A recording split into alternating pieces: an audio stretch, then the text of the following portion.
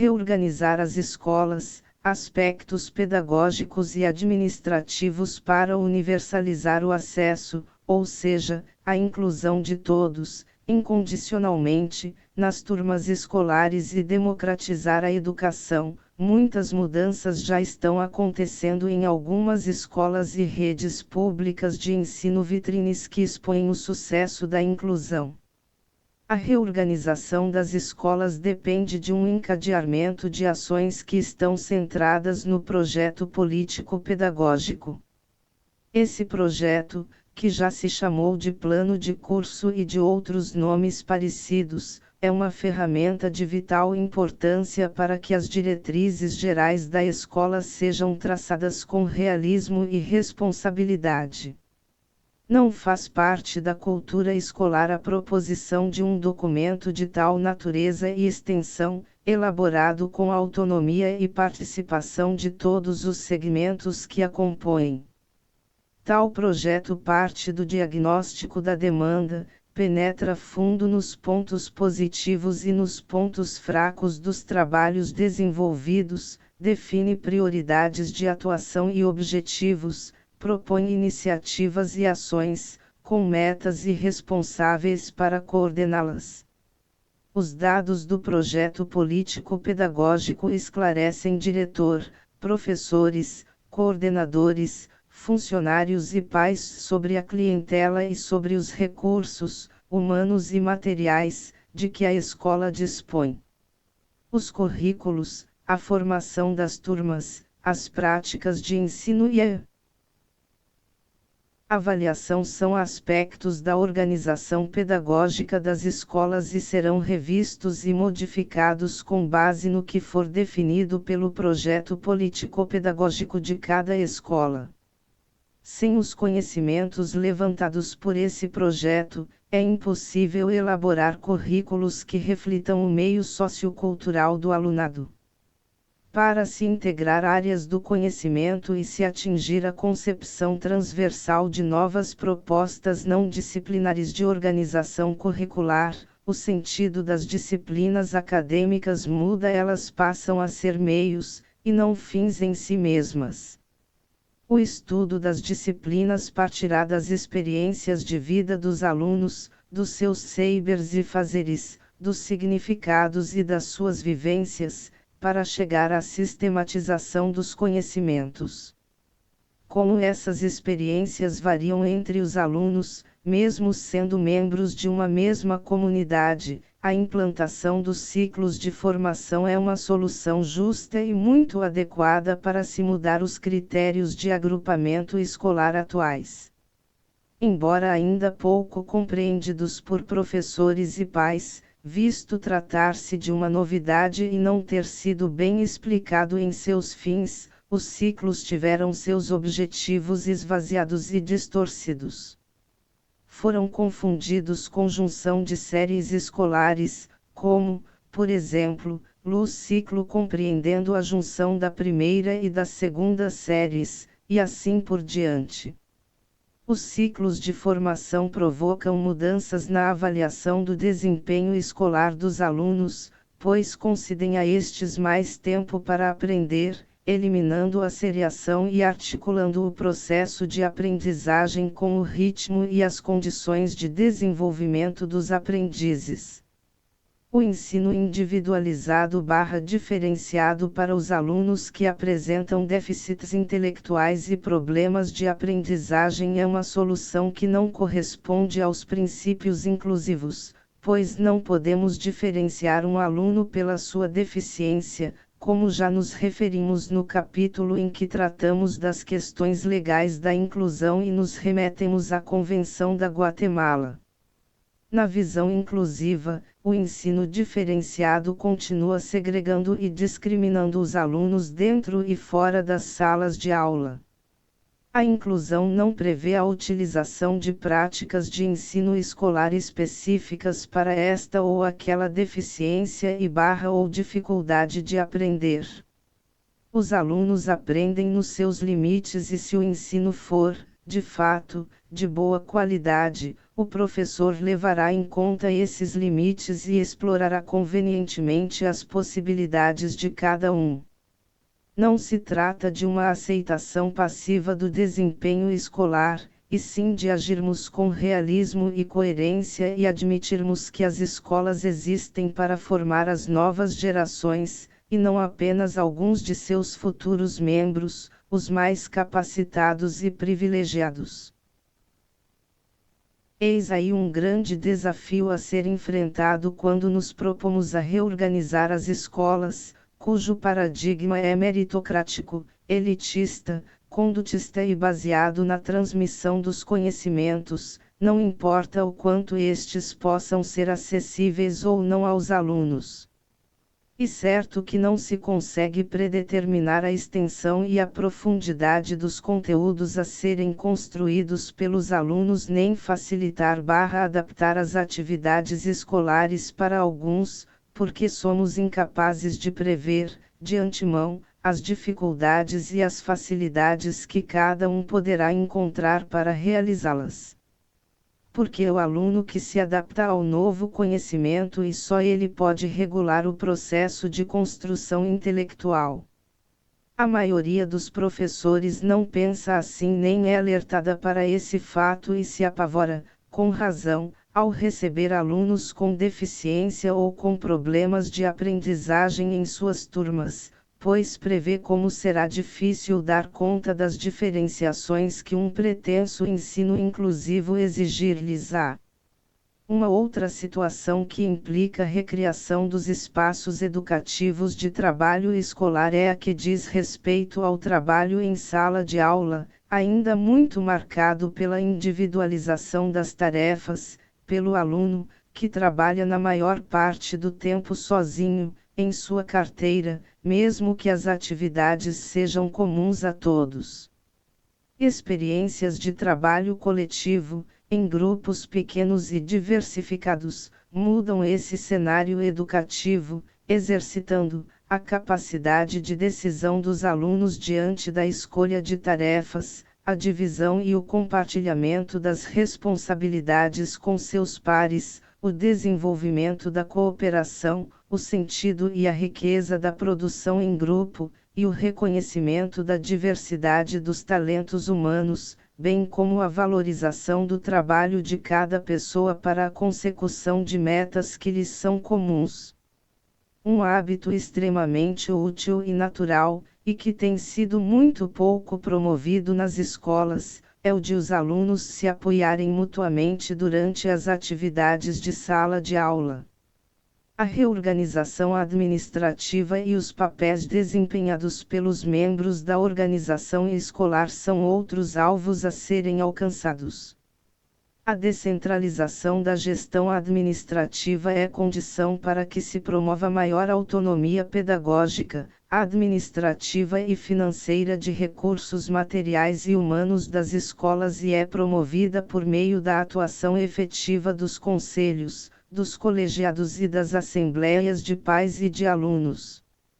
Ao serem modificados os rumos da administração escolar, os papéis e a atuação de diretor, coordenadores, supervisors e funcionários perdem o caráter controlador, fiscalizador e burocrático e readquirem teor pedagógico, deixando de existir os motivos pelos quais esses profissionais ficam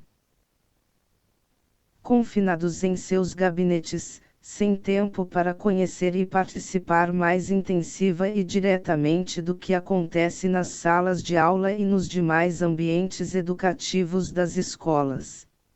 Ensinar a turma toda, sem exceções e exclusões para ensinar a turma toda, parte-se do fato de que os alunos sempre sabem alguma coisa, de que todo educando pode aprender, mas no tempo e do jeito que lhe é próprio.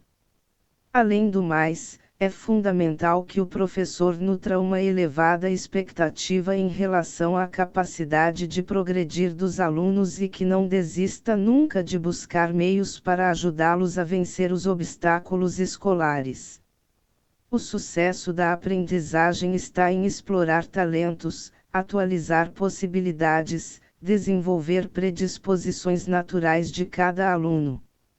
As dificuldades e limitações são reconhecidas, mas não conduzem nem restringem o processo de ensino, como comumente se deixa que aconteça.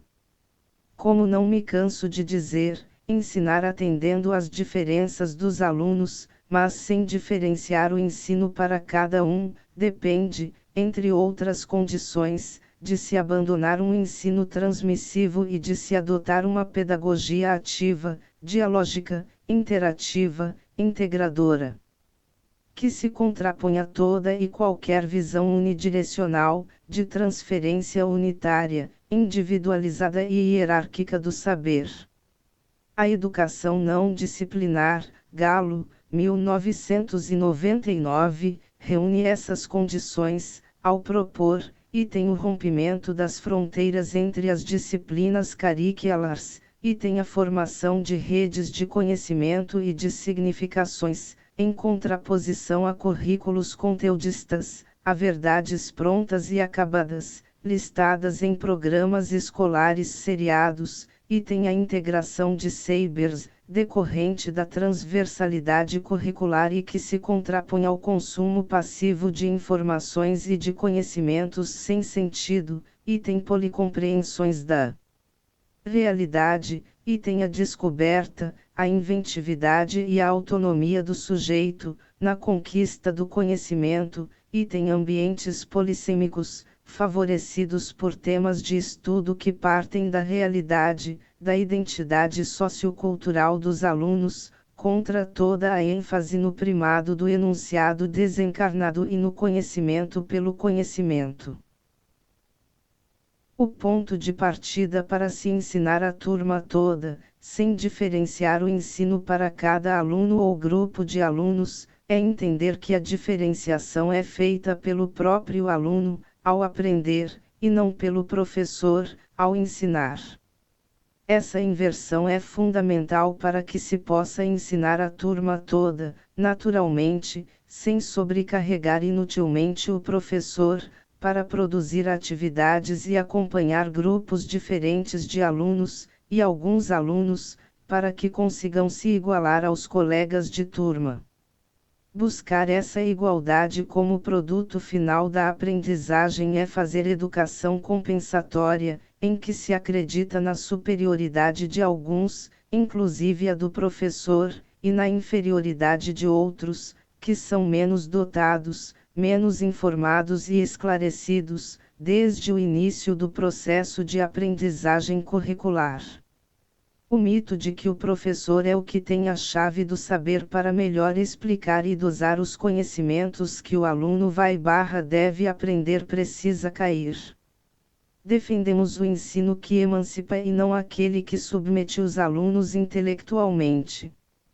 Debates, pesquisas, registros escritos falados, observação, vivências são alguns processos pedagógicos indicados para a realização das atividades escolares. Tais processos dependem dos conteúdos curriculares para esclarecer os assuntos em estudo, mas os conteúdos são sempre considerados como meios, e não como fins do ensino escolar. Suprimir o caráter classificatório de notas e de provas e substituí-lo por uma visão diagnóstica da avaliação escolar é indispensável quando se ensina a turma toda. Para ser coerente com essa novidade, o professor priorizará a avaliação do desenvolvimento das competências dos alunos diante de situações problema em detrimento da memorização de informações e da reprodução de conhecimentos sem compreensão, cujo objetivo é apenas tirar boas notas e ser promovido. O tempo de construção de uma competência varia de aluno para aluno e sua evolução é percebida por meio da mobilização e da aplicação do que o aluno aprendeu ou já sabia para chegar às soluções pretendidas. A avaliação é também um instrumento de aperfeiçoamento e de depuração do ensino e quando a tornarmos mais adequada e eficiente, diminuiremos substancialmente o número de alunos excluídos das escolas. para se ensinar a turma toda, vamos contra certas práticas consagradas nas escolas. Item propor trabalhos coletivos, que nada mais são do que atividades individuais realizadas ao mesmo tempo pela turma. Item ensinar com ênfase nos conteúdos programáticos da série. Item adotar o livro didático como ferramenta exclusiva de orientação dos programas de ensino. Item servir-se da folha mimeografada ou xerocada para que todos os alunos as preencham ao mesmo tempo, respondendo às mesmas perguntas, com as mesmas respostas. Item propor projetos de trabalho totalmente desvinculados das experiências e do interesse dos alunos, que só servem para demonstrar a pseudo-adesão do professor às inovações. Item organizar de modo fragmentado o emprego do tempo do dia letivo, para apresentar o conteúdo estanque desta ou daquela disciplina, e outros expedientes de rotina das salas de aula. Item considerar a prova final como decisiva na avaliação do rendimento escolar do aluno. Essas práticas configuram o velho e conhecido ensino para alguns alunos e para alguns, em alguns momentos, algumas disciplinas, atividades e situações de sala de aula. É assim que a exclusão se alastra e se perpetua, atingindo todos os alunos, não apenas os que apresentam uma dificuldade maior de aprender ou uma deficiência específica. Há alunos, poucos, infelizmente, que rejeitam propostas descontextualizadas de trabalho escolar, sem sentido e atrativos intelectuais. Eles protestam, a seu modo, contra um ensino que não os desafia e não atende às suas motivações e aos seus interesses pessoais. O ensino seletivo é ideal para gerar indisciplina, competição, discriminação e preconceitos e também para categorizar os bons e os maus alunos, por critérios que são, em geral, infundados. As desigualdades tendem a se agravar quanto mais especializamos o ensino para alguns alunos. Essas desigualdades, em geral iniciadas no âmbito escolar, expandem-se para outros domínios e áreas, marcando indelevelmente as pessoas atingidas. Não se pode imaginar uma educação para todos, quando caímos na tentação de constituir grupos de alunos por séries, por níveis de desempenho escolar e determinamos objetivos para cada nível. Mais ainda, quando encaminhamos os que não cabem em nenhuma desses grupos para classes e escolas especiais, argumentando que o ensino para todos não sofreria distorções de sentido em casos como esses. Essa compreensão equivocada da escola inclusiva acaba instalando cada criança em um locus escolar, arbitrariamente escolhido, aumenta as diferenças e acentua as desigualdades, justificando o fracasso escolar como problema do aluno.